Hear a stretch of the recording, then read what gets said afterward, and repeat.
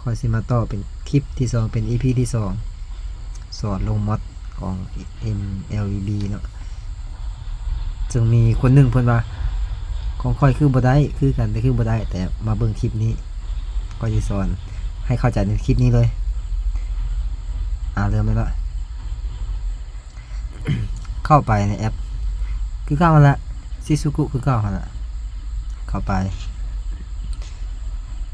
กดจับคู่อย่าลืมเด้อ Wi-Fi ต้องได้เสื่อมเข้าไปตัวเลือกสำหรับนักพัฒนาแอปเดินลงมาแก้ไขข้อบกพร่อง USB ต้องได้เปิดสำคัญแม่น Wi-Fi มีเน็ตบ่มีเน็ตก็ได้2 ADB นี่ก็ต้องได้เปิดADB แล้วเลื่อนลงใต้สุด เลื่อนลงใต้สุดอันนี้ปิดการใช้งานเฝ้าระวังการอนุญาตนี่เปิดแล้วถือว่าเป็นการสำเร็จ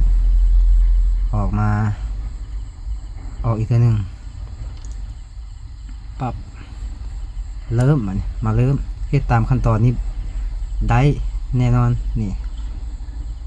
ขั้นตอนนี้ถือว่าเป็นการสำเร็จเนาะ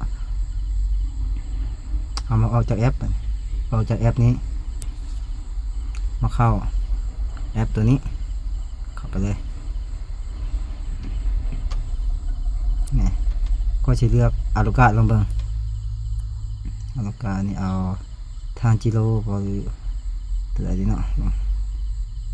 ตัวนี้ลงเบิงก่อนตามแอปพาย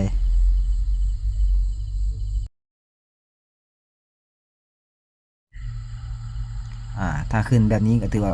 เป็นการสำเร็จถือว่าได้แล้วมาลองอีกตัวหนึ่งเอาเป็นแอสซัสซินฮายาบุสะนี่จะเอาเป็นสกินอนิเมะสกินนี่มินาโตะเนาะลองมึงอันนี้มินาโตะเบิ่งปั๊บ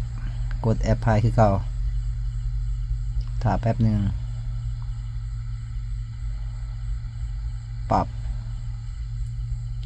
บาดนี้เราลองมาเข้าเกมเบิ่งมาเบิ่งอยู่ในเกมมันจะเป็นอะไรเข้าไปฮีโร่อาลูกาจากไหนอาลูกาเอามามันอยู่ในตัวละครแรกเริ่มเลยตัวละครที่ว่าคลาสสิกแบบนี้ตัวนี้บ่แปลกใจนะเพราะว่ามันเป็นเพียงมอดบ่มีสกินไหมแต่ว่าแท้จริงมันเข้าแล้ว